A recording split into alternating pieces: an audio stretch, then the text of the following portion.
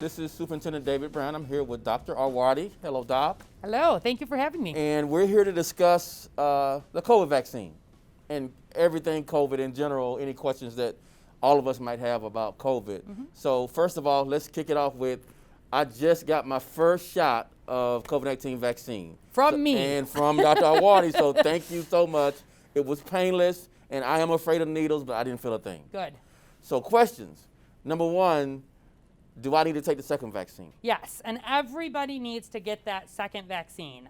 It's important because after you've had this first vaccine, your immune system is now learning how to fight COVID, and that takes a little while, but after that first dose, you're about 52% protected from COVID. It's really after that second dose that you're 95% protected from COVID. So it's important that you get the first dose, and then either 3 or 4 weeks later, depending which type of vaccine you get, that you get that second dose. So I'm continuing to wear my mask because of that dynamic, Yep. but even after I get the second dose, what's the recommendation about mask wearing? Yeah, so the recommendation right now is that even after that second vaccine dose, you do keep wearing the mask. I actually got my second vaccine dose today. I'm about 3 weeks ahead of you. Yep. But the recommendation is still, the vaccine is the most important part in terms of protecting, but it is one piece among all of those masking and social distancing that we've had.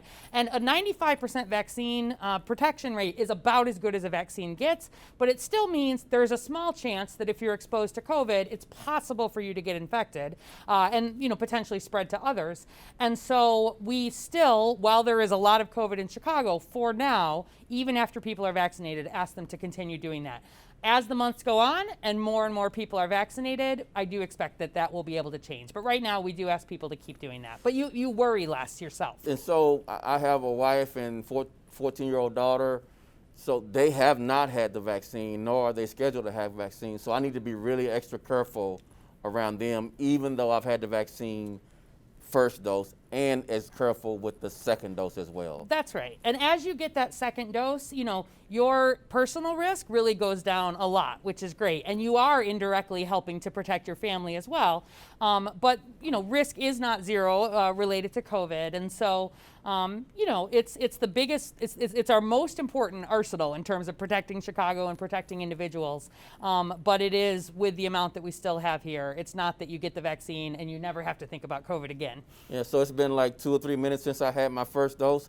I don't feel anything. Good. So should I expect any reactions, and what are the side effects of the first dose versus the second dose? Yeah, great question. So most people have almost no side effects, actually. After my first dose, I didn't feel anything for most of the day, and then the next day I had a little bit of a sore arm. It lasted less than 24 hours. That was all I actually had. Some people do have a little bit more side effects. That is not people getting COVID. That is not a dangerous sign. That is just your immune system learning to fight COVID. And so some people, the most common one by far is saying my arm feels a little sore.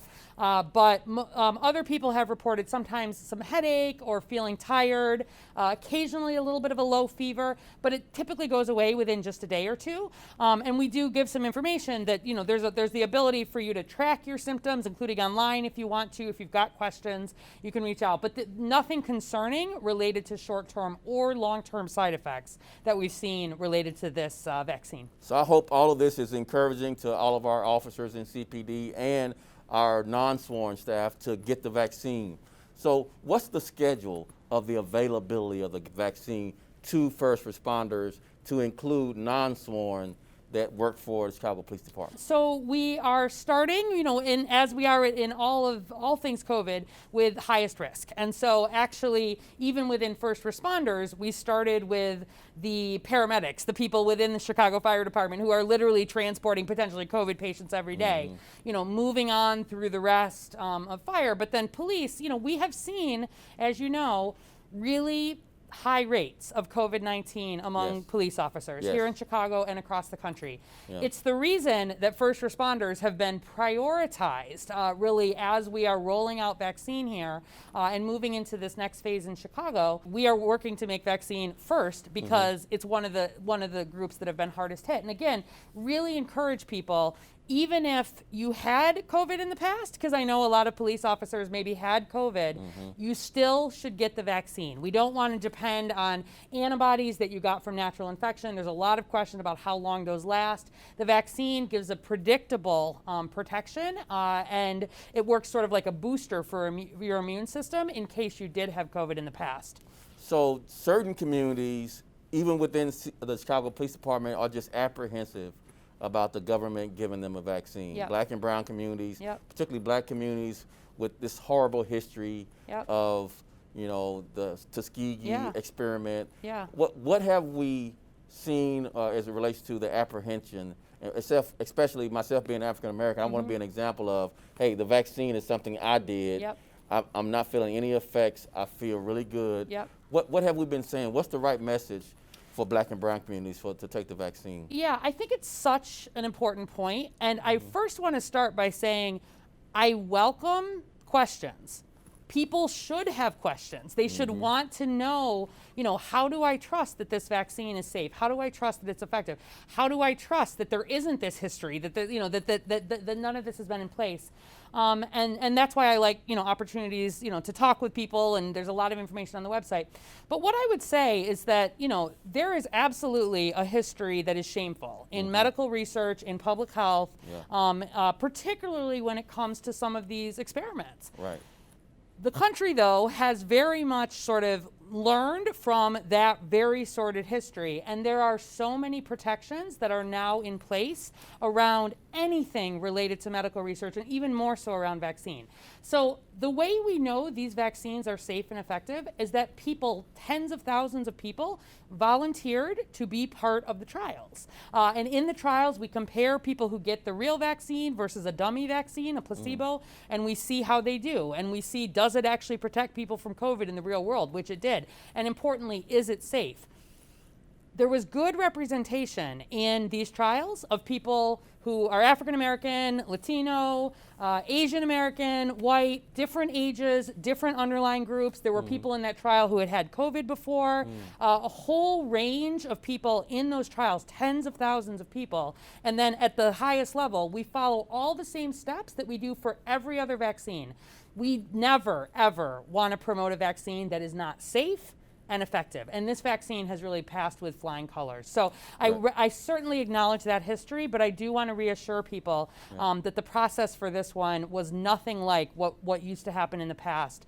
And there are protections in place that keep things like that from happening. That's so helpful, Doctor. It's reassuring to hear that the demographics and the testing for the vaccine, all the phases of the vaccine included, a very diverse group. Yeah. So that's really helpful for people to hear that it wasn't just a certain group targeted to be tested and only that group was affected or whatever, given the history. Yeah, and maybe I'll just add on to that is that one of the good things is actually here in Chicago, we saw even more diversity than we saw in a lot of other sites around the country. So like, for example, University of Illinois at Chicago was one of the sites that was testing one of the vaccines.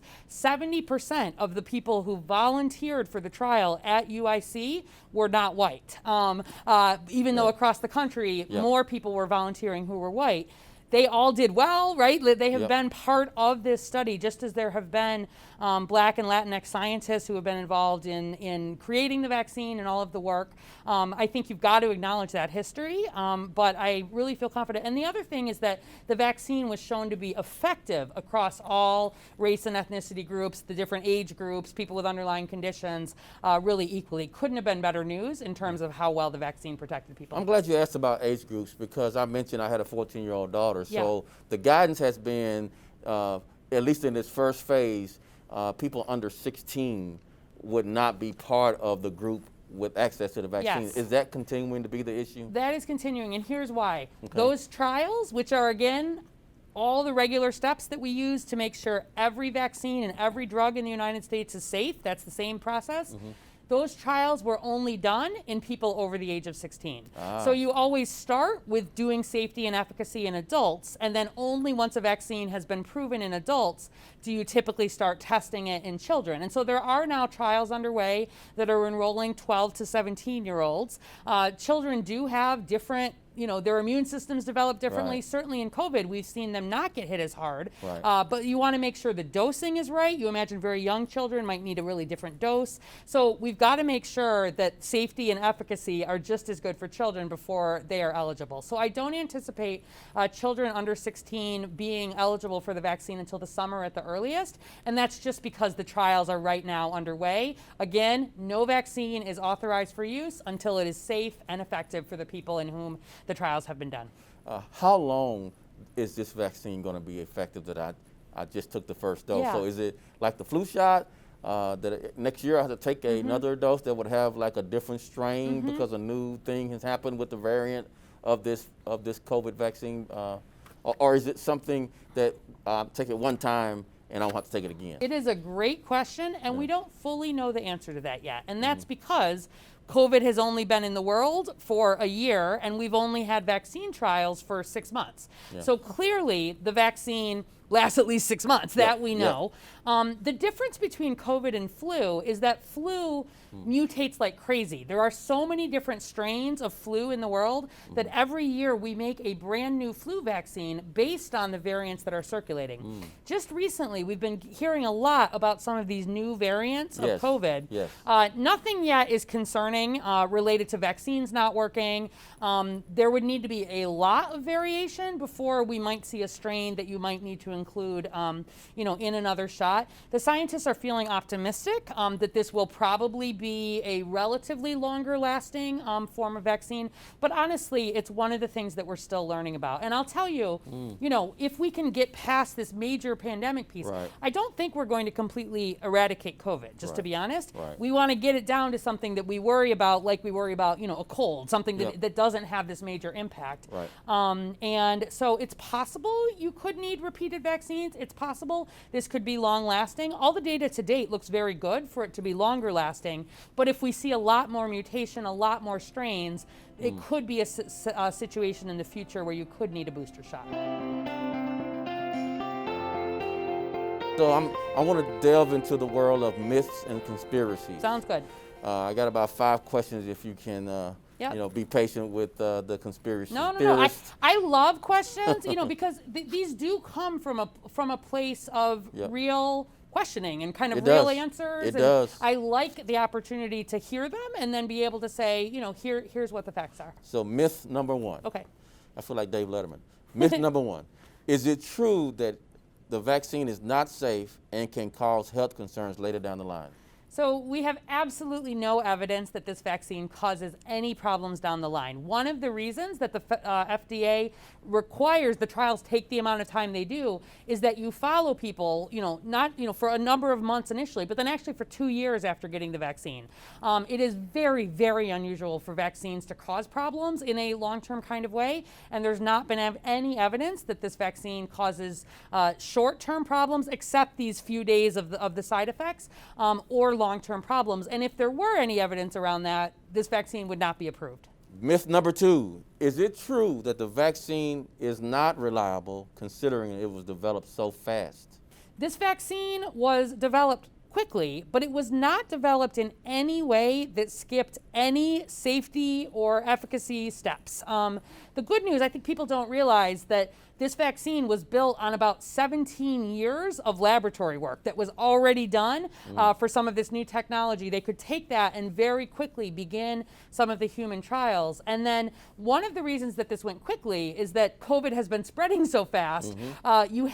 People have to be in trials long enough to see COVID develop and make sure that the vaccine's protective. But also the other thing that we sped up was the production of this. The government invested billions of dollars as soon as vaccines showed that they had early safety and efficacy value. They started producing them right then. If the safety and efficacy does not pan out in the end, you can't use that vaccine. But speed being so important, the parts that they've worked to speed up here are around things like production and paperwork. It's none of the safety phases. And it's part of why there are other vaccines coming along and everybody's like, why aren't those done? Gotcha. They can't be sped up because we have to get the appropriate safety and efficacy data. Myth number 3, does getting the vaccine change your DNA? Getting the vaccine absolutely does not change your DNA. When I gave you that vaccine into the muscle cell, it's basically sending a message to the cell, and it teaches your cell how to make a protein. It never goes into the nucleus of the cell, and the nucleus of the cell is where the DNA lives. So there is no way that this vaccine interacts with your DNA in any way. It just teaches your cell how to make the protein. It's kind of like this spike protein on the coronavirus. It teaches your body how to recognize these spikes. You don't have these spikes on your cells. When it sees a coronavirus that has these spikes, it already knows how to protect you without ever making you sick. And then the really cool thing is this message to your immune system, it's kind of like Snapchat. It vanishes. It doesn't hang around in your body. It's literally gone just a few days later. So it does not interact with your DNA. It does not cause long-term problems. It just basically teaches your immune system a lesson to help protect you. Myth number 4, if I tested positive for COVID-19 in the past, is it true that there's no need for me to get the vaccine because I have the antibodies? Right, we get this question a lot too. So even if you had COVID-19 in the past, even if you tested positive for antibodies, you absolutely should get the COVID-19 vaccine. And that's because we do know that after people recover from COVID and have these antibodies, there is some level of protection there, but it's pretty variable. When you get COVID naturally, some people get really, really sick, and some people get very mild symptoms, and your immune system responds differently depending on if you get really sick. If you have a very mild infection, your immune system may not actually rev up as much, may not give you the protection. The CDC thinks that those antibodies broadly are protective in the 3-month range, give or take, but they're not thought to be forever. The idea of the COVID vaccine is it's very predictable. Everybody gets a predictable sort of lesson to their immune system, and then you get a predictable immune response that we then know can be protective at this level and can follow and know how long it lasts. So even if people had COVID in the past, the recommendation absolutely is to get the COVID vaccine. If somebody were to have COVID right at this moment, we want them to finish their incubation period. You don't want to give it to them while they have COVID. But if they've recovered, they can and should be recommended to get the COVID vaccine. So the last and final myth, is it true I will get COVID-19 from getting the vaccine? So, and I mentioned this one because it comes up a lot too. You absolutely cannot get COVID-19 from the COVID vaccine. Again, there is no part of the virus in that vaccine. Some vaccines work by having a killed virus or a part of a virus. This one isn't even like that. So it is completely impossible to get COVID from the COVID vaccine. It's just teaching your body how to recognize COVID if you're exposed to it in the future, and it helps your body fight it without even getting sick. Excellent. Thank you so much, Dr. Arwady, for your time. Yeah. Thank you for the shot. You're welcome. And very painless. Yeah, and thank you for being willing to get the shot sort of publicly. We've been asking everybody in Chicago when they make that decision to get the vaccine, please talk about it. Post on social media if you use social media. Talk to your neighbors, talk to your friends.